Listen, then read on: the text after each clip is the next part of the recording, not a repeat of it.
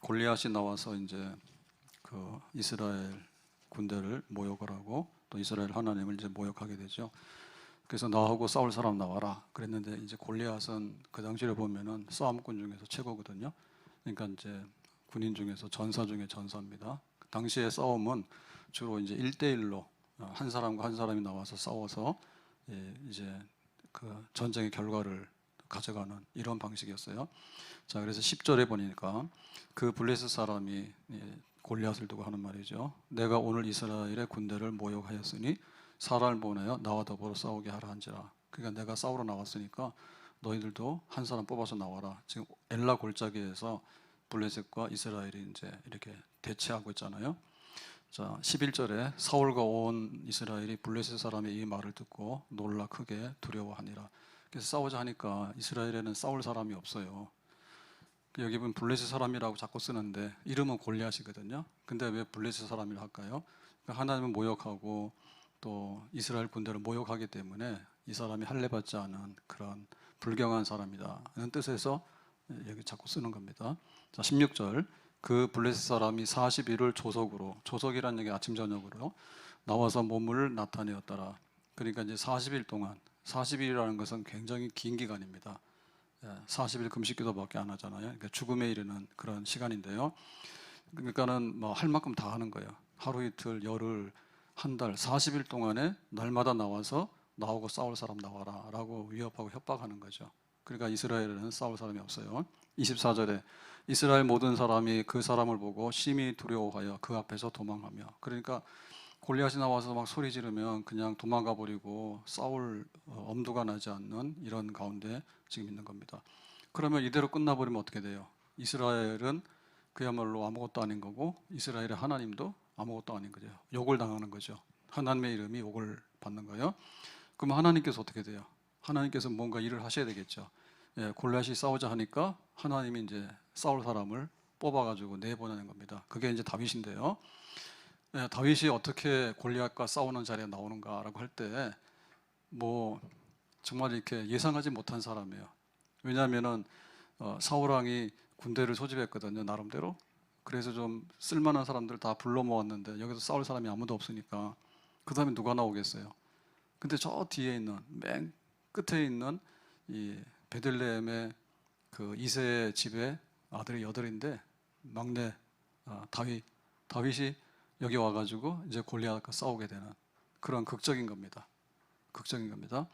그래서 어떻게 이 다윗이 등장하게 되는가에 대해서 하나님의 그 역사를 오늘 성경에 통해서 보게 되는데요. 13절에 보니까 이렇게 말합니다.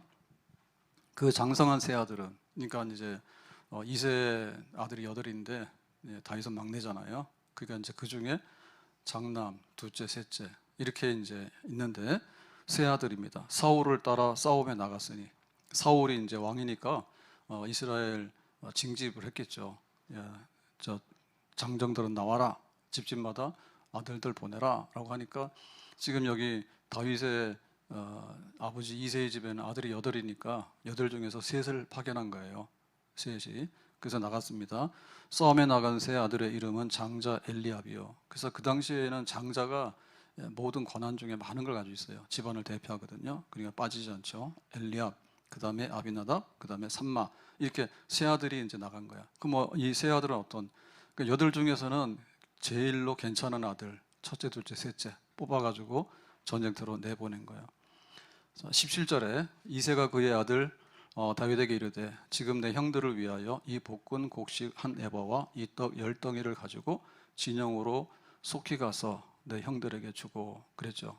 그러니까 형들에게 뭘 가져가냐면은 볶은 곡식하고 떡을 가져가는데 이거는 이제 군대 군량미입니다. 그 당시에 이 군대라고 하는 것이 사울 왕 때 급히 이제 조직이 돼가지고 굉장히 빈약해요. 무기가 제대로 없어요. 그러니까 무기보다 더 중요한 게 먹을 양식이죠. 군인이 먹을 양식 없으면 무슨 전쟁을 합니까? 근데 이제 집에서 이제 먹을 걸 갖다 대는 거죠. 보통 그래요. 국가가 허약하면 그래요. 그래서 국방비를 많이 주면 군인들이 좋은 무기를 가지고 좋은 걸 먹으면서 싸우잖아요. 근데 그게 없으면 뭐예요? 굶으면서도 싸우는 거지. 그러니까는 이제 아버지가 아들 셋이나 보냈으니까 걱정이 되니까 이 먹을 양식 좀 가지고 형들에게 갖다 주라. 그렇게 해서 심부름을 보낸 겁니다. 그 다음에 이제 이 심부름을 보내서 이렇게 하나님께서 이제 다윗이 이 엘라 골짜기에 이제 딱 가게 되는데, 그러니까 골리앗이 나타났을 때 골리앗에 대한 어떤 설명은 키가 크다. 그 다음에 뭐 갑옷을 입었다. 그 다음에 이제 칼을 들었다, 단창을 들었다, 방패를 들었다. 뭐 이렇게 해서 그 골리앗의 크고 강한 모습을 많이 이제 설명했잖아요. 근데 하나님이 불러 올리는 다윗은 뭐냐면 저 베들레헴 시골에 그 형제가 여덟 있는 집에 막내가 집에서 양을 치고 이렇게 집안에서 한가한 일을 하다가 이제 심부름 해가지고 그 엘라 골짜기의 전쟁터에 형님들 면회하러 가게 되는 이런 장면으로, 그러니까 우리가 대략 이해가 가죠. 골리앗은 시작은 심히 창대합니다. 근데 다윗은 어때요? 시작이 굉장히 미미한 거예요. 그래서 처음부터 이 전쟁터에 초대도 못 받았어요. 군인 가는 것도 마음대로 가는 게 아니거든요. 병약하고 막 이런 사람들은 오지 마라 해요. 그 다음에 또 뭐 3대 독자, 4대 독자 막 이런 사람들은 좀 니들은 좀 오지 마라 해요. 그래서 볼 때 육신적으로 보면은 골리앗은 굉장히 강한 사람이고 조건이 좋은 사람인데, 다윗은 육신적인 조건으로 보면 이 전쟁터에 나가기도 좀 별로 관심이 없는 이런 밑바닥에 있는 사람. 근데 하나님께서 싸울 사람이 없으니까 다윗을 이제 앞에다 이렇게 뽑아서 올리게 되는 거죠. 그러니까 이게 하나님의 섭리입니다. 골리앗이 뭐냐? 골리앗이 돈이고 골리앗이 권력이고 또 골리앗이 이 시대의 유행이고, 뭐 골리앗은 영적으로 볼 때 사탄 마귀 세력 이런 게 있는 거예요. 그럼 누가 싸울래라고 할 때 뭐 뜻밖의 제일 미약하고 제일 미련하고 제일 나약하고 보잘것없는 사람을 하나님께서 들어가지고 이렇게, 사사시대에 보면은 아주 훌륭한 사사들이 나오잖아요. 근데 그 중에 보면은 드보라 같은 여자도 있죠. 왜냐하면은 남자 중에 변변한 사람이 없어. 그래가지고는 지금 가나안 왕하고 싸우러 가는데도 안 가죠. 사람들이 안 가잖아요. 그러니까 드보라 갑시다. 바락도 당신 안 가면 나는 못 가요 라고 해가지고 막 잡아당기잖아. 그러니까 드보라 가잖아. 그러니까 하나님께서 여자를 쓴다든지, 그 다음에 또 사사 중에 왼손잡이 애옥 같은 경우 있죠. 그래서 이 왼손이라는 얘기는 그 정상적이 아닌 뭐 좀 세상 말로 말하면 장애인 비슷한 걸 의미하는 겁니다. 그 당시에. 그러니까 뭐 오른손잡이들이 많은데 오른손잡이 중에는 나가서 싸울 사람이 없으니까 하나님께서는 그냥 왼손잡이 에옷을 불러다 쓴다. 뭐 이런 뜻입니다. 그러니까 다윗도 그런 유의 사람이에요. 그냥 여기 사울 왕이 뽑혔으면 사울왕 주변에 얼마나 잘난 사람이 많을까요? 또 출세하려고 하는 사람들이 많잖아요. 근데 아무도 못 났을 때 지금 베들레헴의 이새의 집에 그 목동으로서 아버지 곁에서 그냥 양이나 치고 심부름이나 하고 있는 다윗이 아버지 심부름 해가지고 먹을 양식에서 전쟁터에 가서 골리앗을 만나게 되는 거예요. 하나님께서 이렇게 쓰시는 사람들 배후에 손길이 있는 줄로 믿습니다.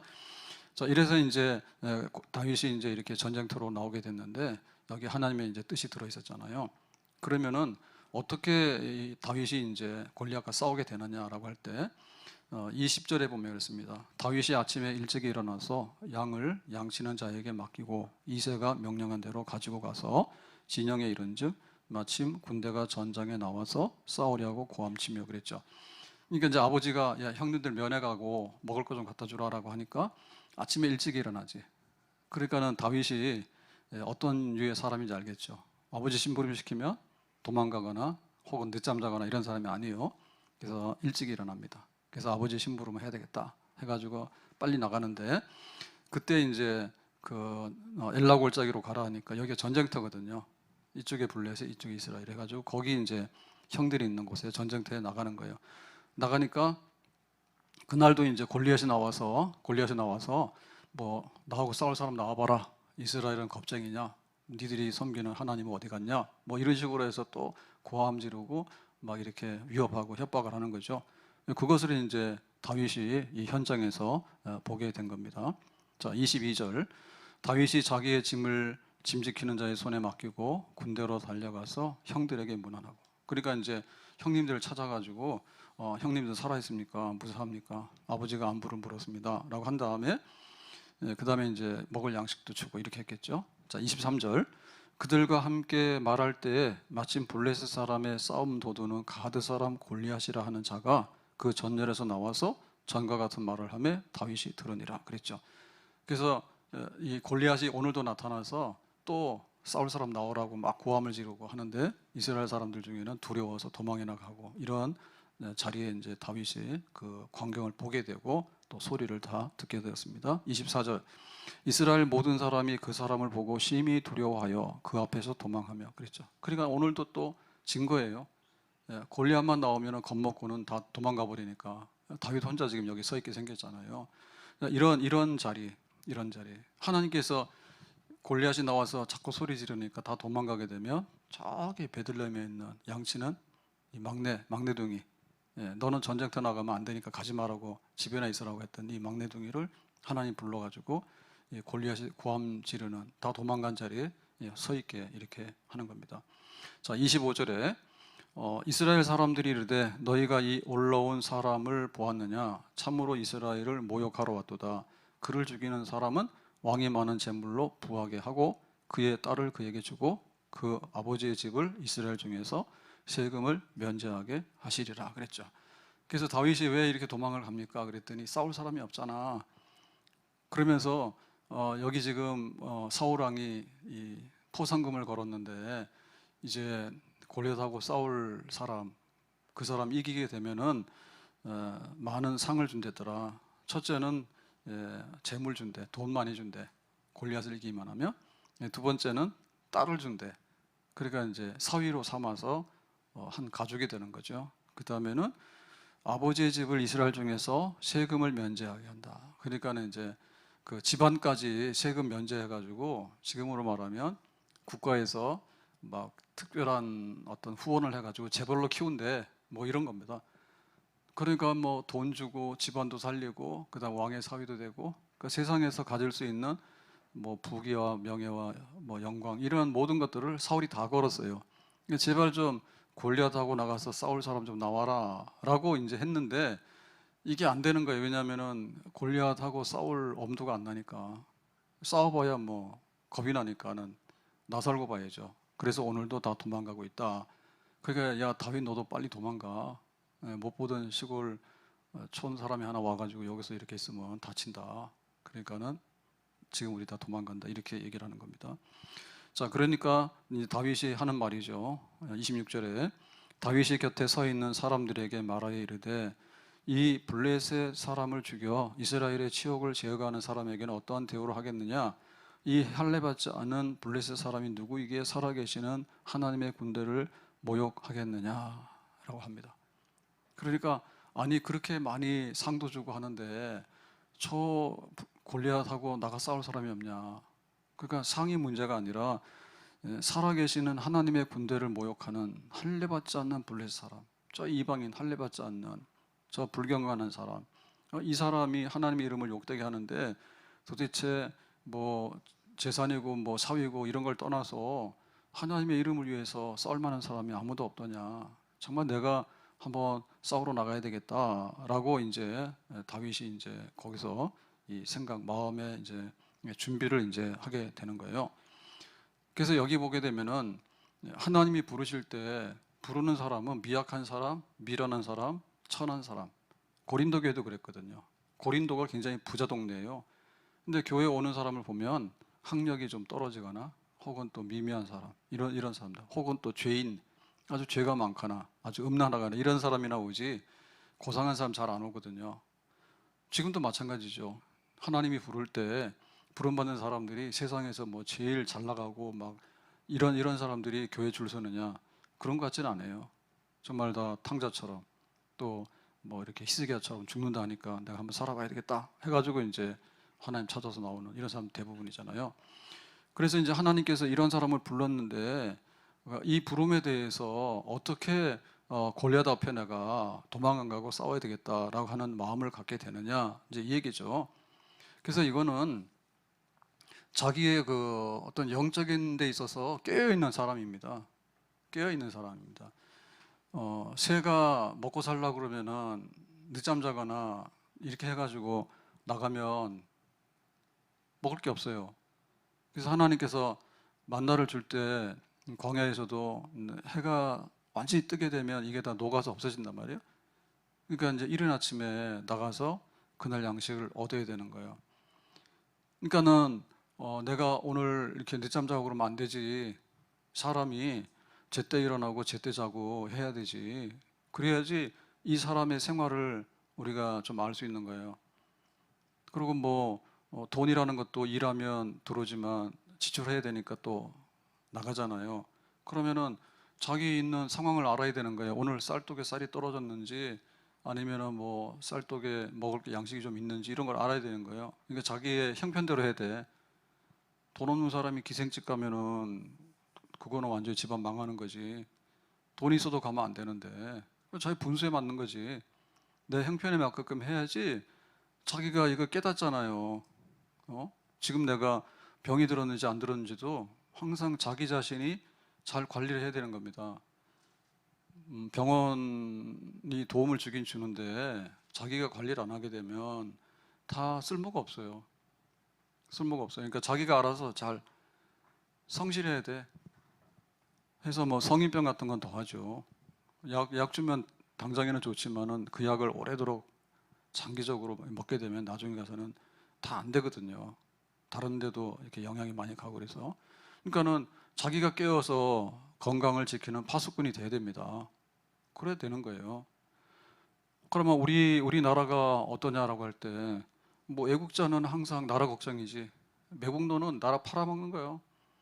뭐 삼성, LG에서 뭐 기술 빼가지고 중국에다 갖다 주고 돈 받고 해먹는 사람들. 처음에는 막 취직해서 간다더니 이제는 뭐 기술 빼가지고 해가지고 앉아서 막 돈 받고 이런 사람들이 생긴다는 거예요. 옛날에는 없었거든요, 잘.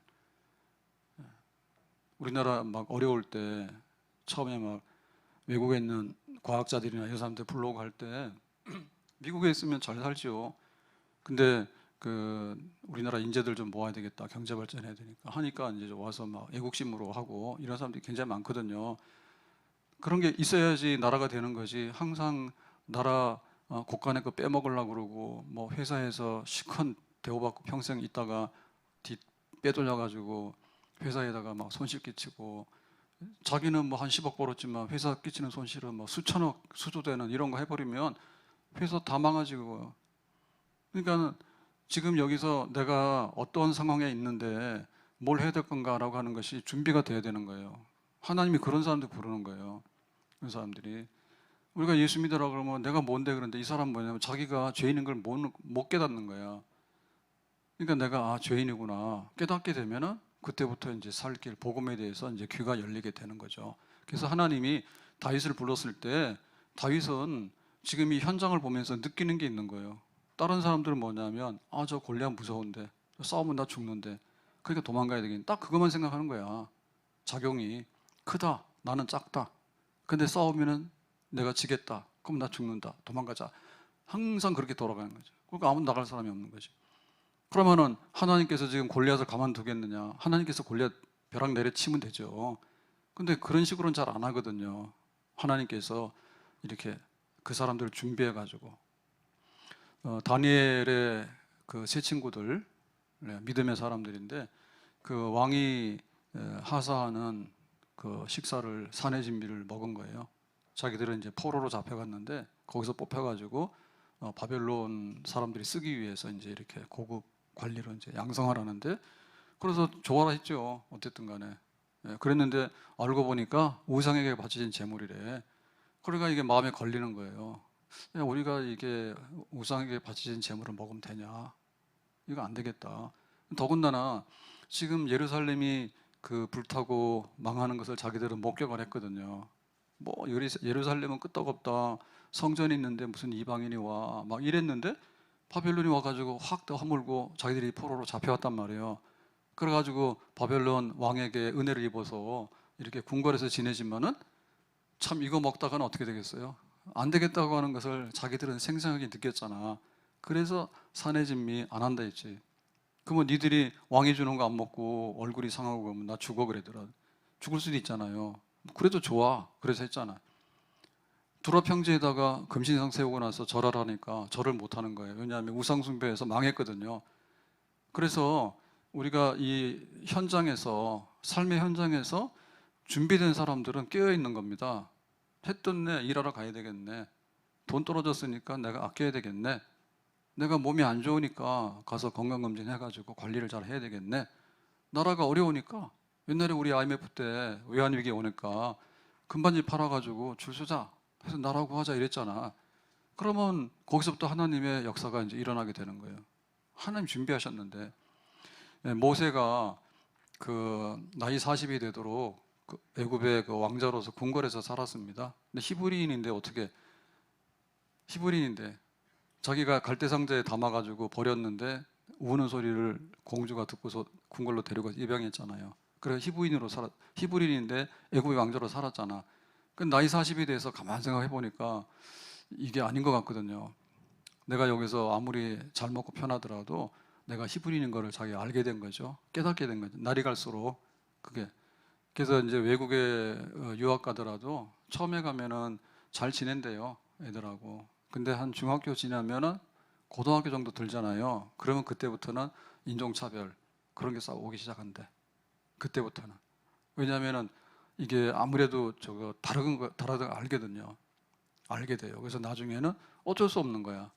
이게 흑인인지 백인인지, 이게 아시아인지 아닌지 이런 거가 차별 들어가지고 나중에는 그게 갈라지는 거야.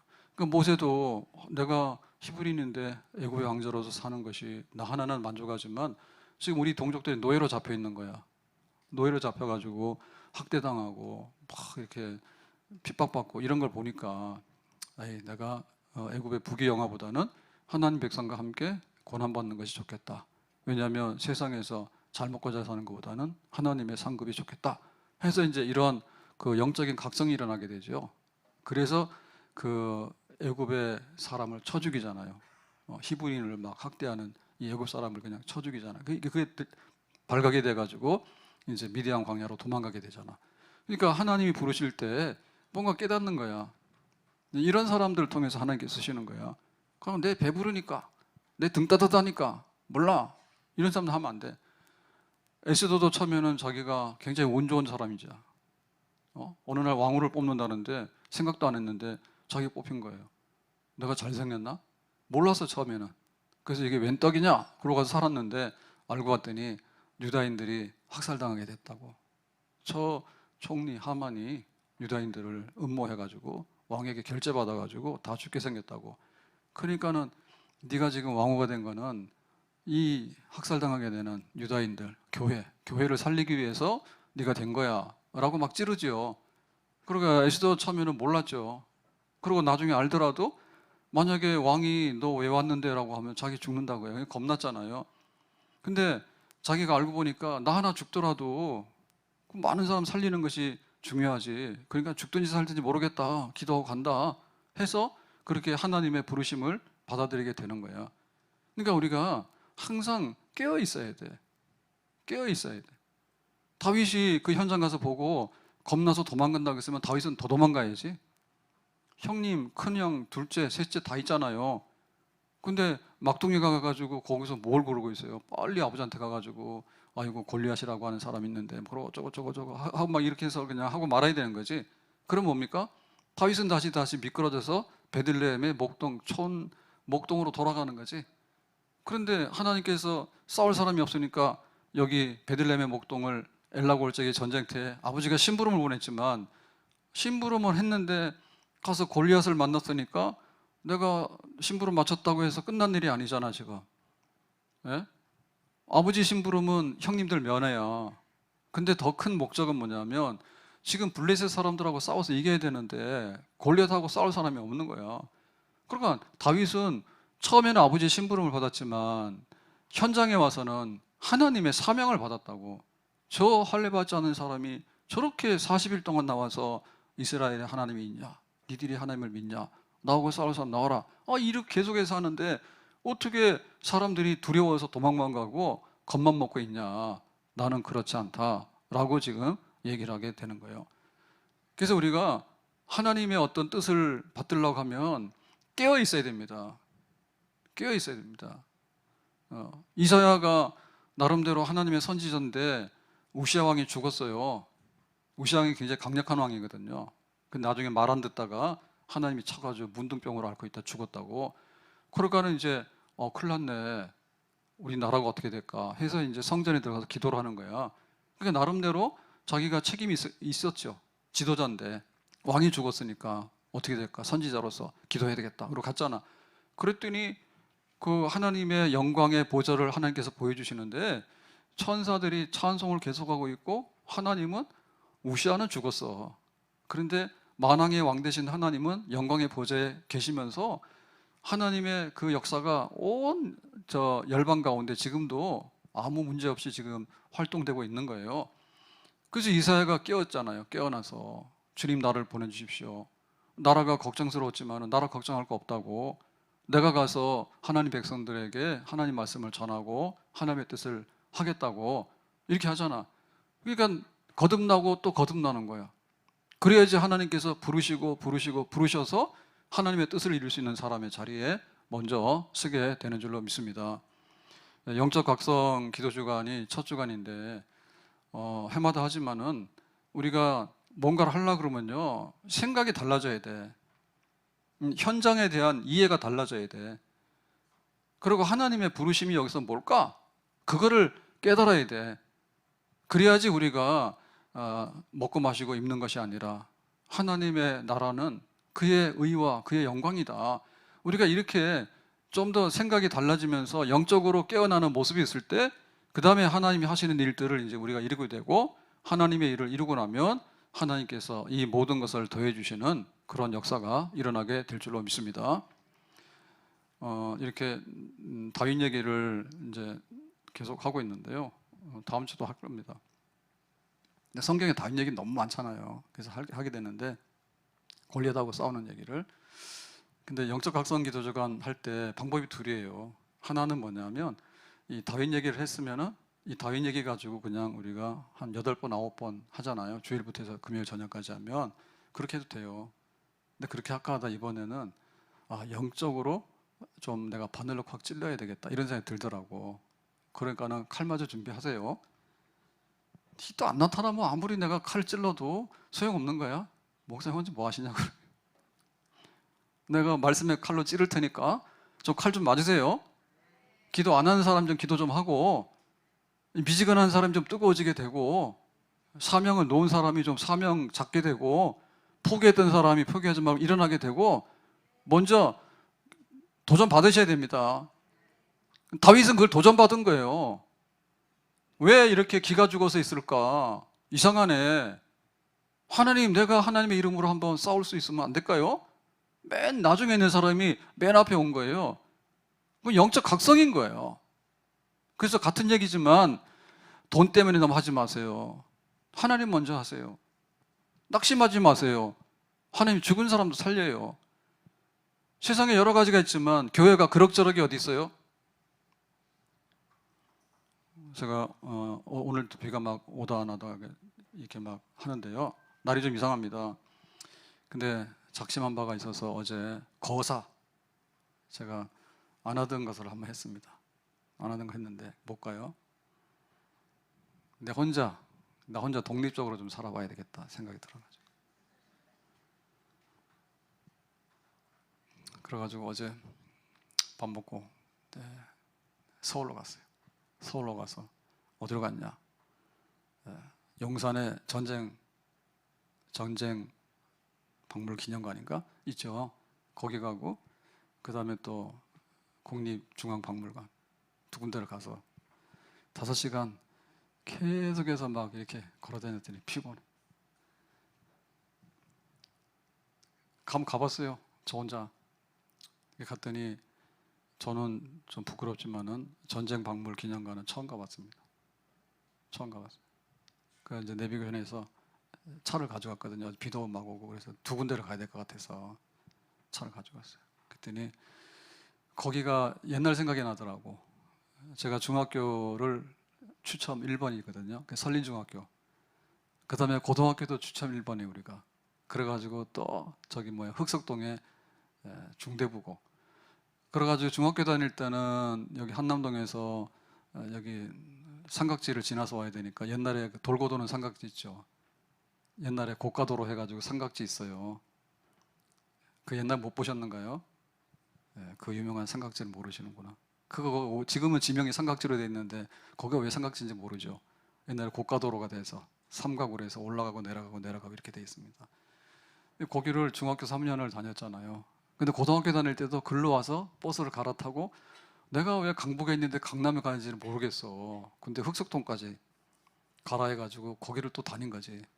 그래가지고 항상 삼각지 그러면은 정말 그 뭐죠? 내 인생에 삼각지 없이는 못 살았어.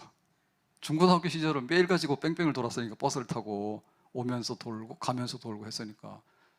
그러고 여기가 국방부가 있고 여 건너편에 육군본부가 있었거든요. 그 지금 국방부 자리는 그냥 있는 것 같더라고요. 지금 대통령 집무실 있나요? 그래가지고 옛날에 좀 커 보였는데 막 앞에다 민원실 지어서 답답하더라고 가보니까. 거기를 거의 제가 지나는 다녔지만은 그쪽으로는 안 갔거든요. 근데 어제 가서 주차장 가고 차로 운전해 갔으니까 좀 봤는데요. 국방부 그래. 그게 얼마 전이에요. 내 생각에 중학교니까 지금 몇십 년 전입니다. 몇십 년 전인데 그때 그 건물이고 육군본부 자리는 옛날에 그 연병장이 있고 짠디밭이 있고 이렇게 넓었어요. 근데 그 건물 있는 거 다 부셔서 지금 저 계룡된 거 같잖아요. 거기다가 막 지었던가 봐. 그래가지고 이제 가서 봤는데 어디를 먼저 갈까 하다 중앙박물관은 너무너무 이게 많거든요. 그래가지고 욕심이 있어가지고 그래서 저희 집 사람이랑 가면 안 됩니다. 가면 한 30분 되면 그냥 그다음부터는 안 갑니다. 그래서 혼자 이제 간 거예요. 가가지고 전쟁박물을 봤는데 하여튼 좀 눈물 나더라. 한마디로 우리가 이렇게 전쟁했던 나라인가 이런 생각이. 그 옛날 다니면서 국방부 거기가 육군본부 그다음에 미군 캠프 있고 그다음에 용산 캠프도 있지만 이천동 전부 다 미군 적이었어요. 중앙 그 국립박물관 자리도 전부 다. 그러니까 거기 사실은 서울 제일 중심의 센터에 그 외국 군대 내지는 이런 군대가 주둔했던 그런 데입니다. 우리나라 그런 나라입니다. 그래서 한마디 뭐냐면 정신 차리자 그런 생각이 딱 들더라고. 정신 차리자. 우리가 이렇게 전쟁했는데 뭐 학도병이 죽기 전에 포항여중 전투에서 70명인가 전사했는데 그때 낙동강 전선에서 막 위태로울 때 포항부터 해가지고 전부 다 이렇게 전선 마지막 전선이었잖아요. 그래가지고 뭐 인문군대 포위돼가지고 죽었죠. 죽기 전에 쓴 편지가 있는데 손으로 쓴 건데 보니까 열 몇 살이죠, 그죠? 근데 지금 애들은 중고등학교 되면은 부모 귀한지도 모르고 뭐 아무것도 모릅니다. 진짜 생기기는 멀쩡하게 생겼는데. 근데 그 옛날에 옷이 어디 있고 먹을 게 어디 있겠어요. 50년 되니까 지금부터 한 70여 년 전이잖아. 근데 그 쓴 편지를 보니까 사람 냄새 나더라고. 우리는 이모티콘 틱 날리고 그것도 안 하죠. 귀찮아서 부모고 뭐고. 근데 인문균에 그 공격받았는데 이번에 우리가 물리쳤다고. 근데 어머니 내 손으로 수많은 뭐 10명도 넘는 사람을 죽였다고.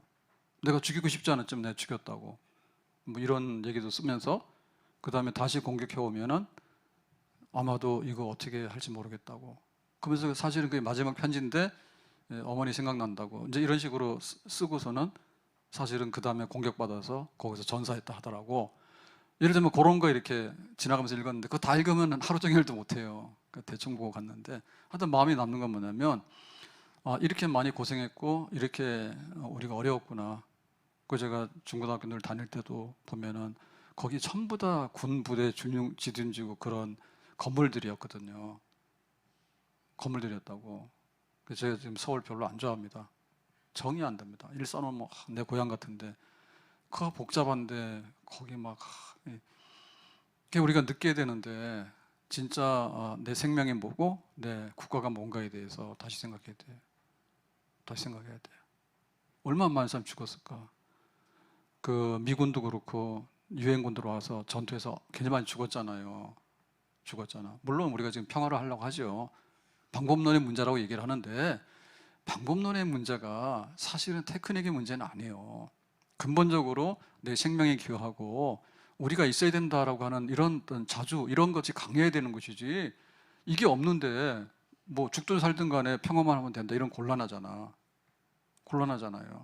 그러니까 막 이산가족이 되고 뿔뿔이 흩어지게 되고 똑같습니다. 지금 우리는 지금 그렇게 교회 와서 막 자식 때문에 걱정하고 먹고 살 걱정하지만, 그 시대의 전쟁터로 생각하면 이 걱정도 아닌 거예요. 뭘 시험에 들어요? 뭐가 불만이에요? 예? 뭐가 불만이에요? 뭐가 시험에 들어요? 정말 내 새끼 뭐 물 하나 튀면 어떻게 죽는 줄 아는데 안 죽어요. 전쟁통에 3일 만에 이 서울이 함락돼 가지고 한강 다리를 폭파해서 끊었잖아요. 피난도 못 가고, 보면 그때 노래들이 그런 거 보면 미아리 고개 이런 거 막 노래 같은 거 보면요, 구구절절이 그거 막 그런 게 다 들어있거든요. 군가도 보면 그렇잖아요. 그래 지금 뭐 K-팝이 좋긴 한데 K-팝이 무슨 뭐 한국입니까?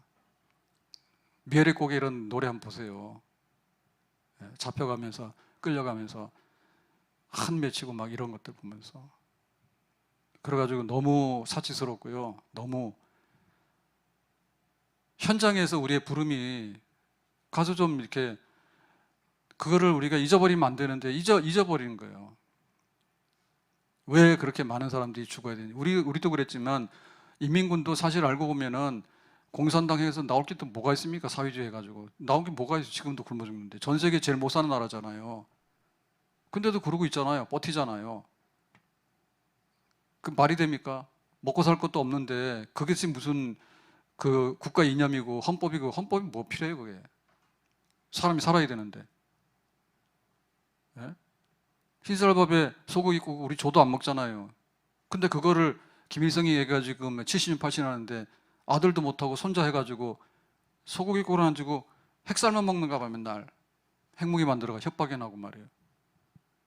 우리가 그런 데 살고 있거든요. 그게 교회가 깨어서 기도해야 됩니다. 그러니까 총 맞고 죽기 싫고 우리 아들 가서 전쟁터에 내보내 죽기 싫으면 교회 와서 기도나 해요. 아셨어요? 우린 뭐냐? 애 놓기도 싫은 거야. 힘든 거야, 애 놓기도. 그거 고생스럽다 해가지고. 애 놓고 키우는 게 고생입니까? 욕심하니까? 전 세계 칠선율 꼴찌 거의. 뭐 때문에 그래요?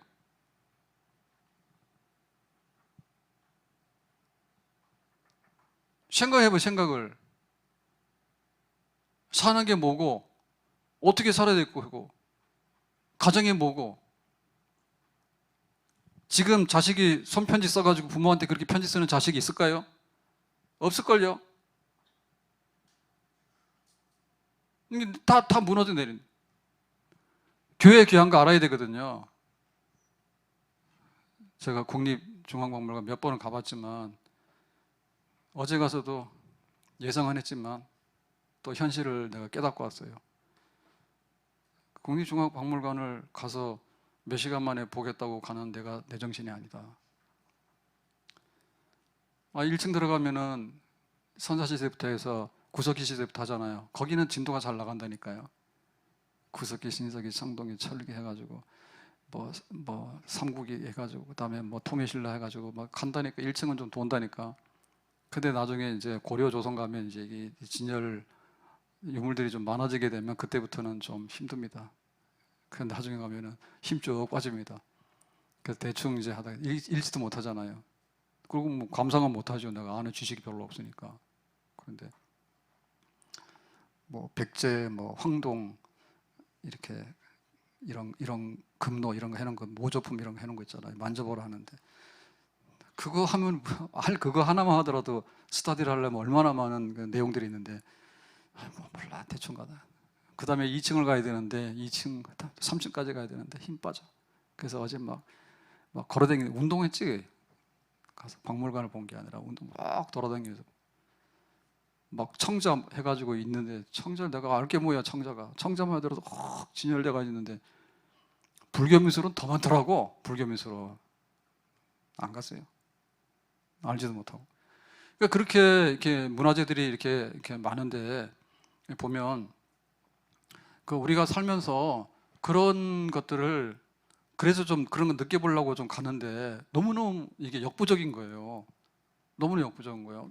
내가 살아도 얼마 살지도 못하는데 우리가 살아왔던 얘기들을 다 압축해서, 그 다음에 어제 같은 경우는 3층에 가니까 그 이렇게 세계관 그래가지고 뭐 메소포타미아부터 해서 이렇게 뭐 중앙아시아 또 뭐 그리스 등등 해서 좀 해놨더라고요. 항시하는 건지 모르겠는데 좀 해놨는데 보면 전부 다 그 신화 얘기는 그 옛날에 섬겼던 우상들 얘기가 다 배경입니다. 그러니까 인간이라는 것은 그야말로 종교성이 있어요. 그래서 어느 그 고대 문명이고 뭐고 간에 보면 다 그런 얘기입니다. 다 그런 얘기입니다. 먹고 사는 얘기 말고는 신들의 세계에 대한 얘기. 신들의 세계에 대한 얘기도 내가 먹고 사는 것 때문에 그런 것들을 다 생각하게 되는 거예요. 우상의 종류들이 얼마나 많고 섬기는 종류들이 얼마나 많습니까? 해봐야 딱 그런 게 그런 겁니다. 그런 거. 그러니까 우리가 영적으로 내가 교회 와서 하나님이 누구인데 하나님을 알고 하나님 앞에 예배드리고 살아가, 이런 것도 굉장히 수준이 높고 진리예요. 깨달아야 되는 거야. 예? 내 영혼이 지금 안녕하신지, 교회가 지금 안녕하신지, 우리 지금 가정이 안녕하신지 깨달아야 되는 거예요. 부부간에 왜 못 삽니까? 예? 부모 자녀가 왜 그렇습니까? 칼부림이 웬 말입니까? 보니까 똑같은 현상이라더라고. 옛날에는 사는 대로 살았어요. 정말 어려웠거든요. 옛날 살림이. 국가에서 세금 내라는데 세금 낼 게 없으니까 얼마나 어렵습니까? 조선시대도. 먹고 사는 게 지금처럼 잘 사는 세상은 없었어요. 근데 와서 이렇게 보면서 뭔가를 좀 이렇게 깨달아야 되는데 왜 결혼하는 게 힘들어지는 세상이 됐냐 할 때 힘들긴 힘들지. 근데 알고 보면은 못 사는 나라 애 펑펑 놓고 하는데 또 잘 사는 나라 잘 사는 나라들 애를 놓거든요. 왜 그럴까? 다 이게 보니까 현실에 대한 어떤 건데 이 현실에 대해서 반응을 잘못하는 것 같아. 현실에 대한 반응을 잘못한 것 같아. 골리앗이 나와서 야 니들이 누군데 나하고 싸울 사람 있으면 니들이 하나님이냐, 하나님 있으면 나와봐라 이렇게 얘기를 하는데 겁먹고 도망가는 거는 현실에 대해서 반응을 인식을 했지만은 그 반응을 잘못 보였기 때문에 그렇게 나오는 거지. 그러니까 하나님이 계셔서 하나님 우리를 부르신다 할 때 하나님 날 부르시니까 내가 어떻게 해야 될까? 하나님 내가 좀 배경이 좀 부족한데요. 내가 시골 베들레헴의 목동의 아들인데요. 막내인데요. 하나님께서 앞에 세우잖아. 하나님 내가 좀 몸이 좀 약해서 병약한 게 있는데요. 깨닫잖아. 그러니까 바울이 하나님께서 더 그 질병이 있었지만 건강하게 일할 수 있는, 강하게 일할 수 있는 그런 걸 주셨잖아. 이 시대가 우리한테 부른 게 있으면 이 시대에 적어도 빚지면 안 되겠죠. 숟가락만 얹어가지고 가가지고는 마약이나 먹고 말이에요. 그게 지금 먹을 게 없어서 마약을 먹냐 말이야. 우리나라가. 외국은 더하지만은. 근데 왜 그럴까? 하나님이 부르실 때 거기에 대해서 내가 답을 하고 나가야 되는데 하나님의 부르심에 대해서 경건치 못한 거예요. 영적으로 죽어서 그런 거야. 영적으로 죽어서 그런 거야. 그러니까 골리앗 앞에 무너지게 되는 거예요. 하나님이 그거를 회복하기를 원해요. 하나님 다윗을 불렀어요. 다윗은 이 현장에서 부름받은 거예요. 모세가 내가 왜 애굽의 왕자일까? 이게 아니네. 내 백성들을 구원하라고 하는 뜻이네. 에스더가 궁궐에서 왕후가 됐는데 이게 뭘까? 이게 아니네. 학살당하는 유대인들을 살리기 위해서 하나님 나를 부르신 거네. 바울이 그 유대교에 대해서 심취해가지고 예수 믿는 사람들 잡아서 죽이려고 발광을 했는데 네가 왜 나를 박해하느냐고, 나는 네가 박해하는 예수라고, 부활하신 예수님 만나고 나니까 바울이 내가 왜 기독교를 박해하고 교회 부시려고 다녔을까? 내가 복음 전해야 되겠네? 이게 영적 각성돼가지고 반대로 돌아서게 되는 거죠. 아멘? 근데 건강하려면 깨달아야 돼요. 하나님 내가 어떻게 해서 건강해질까요? 그리고 내가 건강해서 어떻게 일어날까요? 돈 없어요. 깨달아야 돼요. 쓰지 마세요. 벌어야 돼요. 근데 이 돈 벌어서 뭐 할 거예요? 하나님 영광이 있으면 써야 되겠다고. 우리가 국가에 대해 세금도 내지만 사실 보면 받는 혜택 더 많거든요. 우리나라처럼 의료보험 잘 된 데가 어디 있어요? 받는 혜택 굉장히 많아요. 그러니까 내가 내는 것도 내지만 받는 것도 많기 때문에 어떻게 나라 살리기부터 봐야 되지. 어떻게 나라가 금가고 막 깨져나가도록 하는 데에서 그렇게 슬금슬금해서 이렇게 하냐. 그렇게 하면 안 되지. 우리가 이 현장 속에서 깨닫는 바가 있어야 됩니다. 느헤미야가 술관원장인 거예요. 그런데 어느 날 예루살렘이 잘 돼 있죠? 라고 했더니 아니야. 바벨론 군대에서 무너졌는데 아직도 100년이 지났는데 완전히 짐승들의 놀이터고. 아니 지금 돌아가서 성전도 짓고 다 했잖아요. 근데 그게 아니라고. 성벽, 도시 자체가 무너졌기 때문에 그거 아무것도 아니라고. 그래요?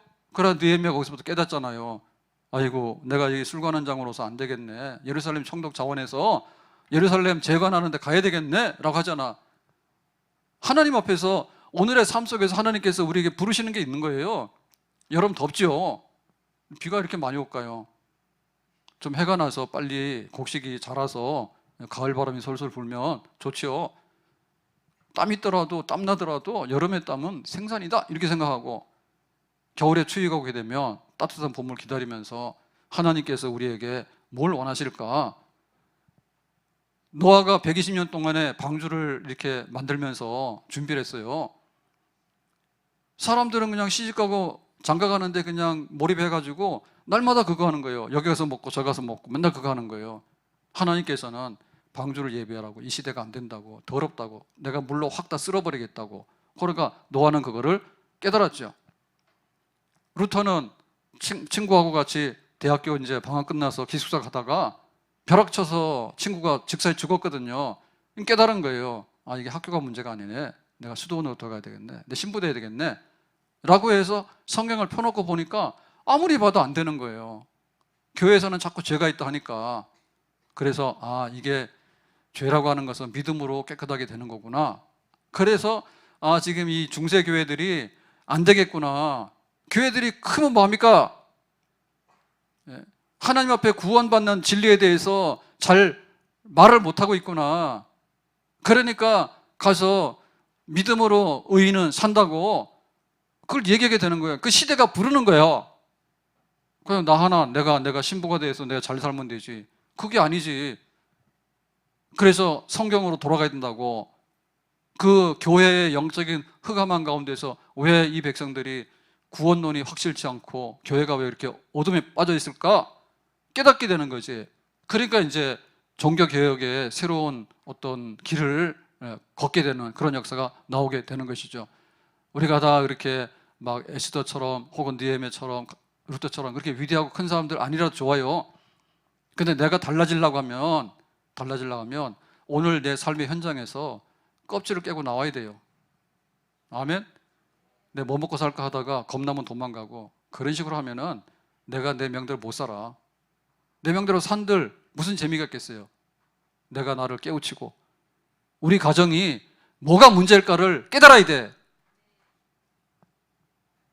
여간 채소를 먹고도 화목하면 복이 있다 했잖아요. 여간 채소를 먹고도 지금은 채소가 비싸지만 그때는 풀이 다 채소요. 우리 가정이 깨달아야 돼. 깨달아야 돼. 내가 결혼을 해야 될까? 내가 자녀를 두고 양육을 해야 될까? 지금 난리잖아요. 자녀들 때문에. 매일 뉴스에 나오는 겁니다. 애들도 잘 없지만은 내 새끼 귀하니까 무슨 뭐 왕의 DNA가 있다나? 이래가지고 선생님 괴롭히고 말이에요. 학교 가면 또 학교끼리 또 괴롭히고 말이에요. 이게 뭐가 잘못된 거예요 지금. 하나님 쓰시려고 하는데 골리앗이 나와서 그러는 거잖아요. 나하고 싸울 사람 나오라고. 하나님 다윗을 불러냈어요. 깨달아야 돼. 그래야지 우리 가정이 다시 쓰게 되고 교회도 깨달아야 돼. 하나님께 영광을 돌리고 교회의 덕을 세우고 내가 하나님 백성으로서 국가를 위해서도 내 목숨을 바쳐서 얼마나 많은 사람이 수십만 명들이 그렇게 죽어나갔습니까? 교회를 위해서도 내가 하나님의 미랄 되어서 죽을 각오 해야지. 그 생각 안 하면 교회가 설 수 있을까요? 없지요. 스님이 교회 가라고 전도하겠어? 우리가 전도해야 되지. 아멘? 교회가 뭐가 부족합니까? 기도가 부족하지 뭐가 부족해요? 기도가 부족하지. 하나님 앞에 깨고 나와서 골리앗이 소리 지르고 있네. 왜 사람들은 겁만 먹고 도망갈 생각만 할까? 이 현장에서 목동으로서 시골에 살다가 다윗이 여기 와서 딱 보니까 저 골리앗 죽여야 되겠구나. 그래야지 내가 하나님 앞에 살겠구나. 그래서 하나님께서 다윗을 앞에다 내세우는 다윗의 시대가 열려지게 되는 겁니다. 하나님의 부르심을 우리가 잘 받아들여서 내가 나를 이기고 이 시대를 이기고 정말 가정도 세워나가고 내 인생에 달려갈 길을 다 갈 수 있는 하나님의 부르심을 현장에서 내가 이행하겠습니다라고 답할 수 있는 그런 우리가 될 수 있기를 예수님의 이름으로 축복합니다. 기도합니다.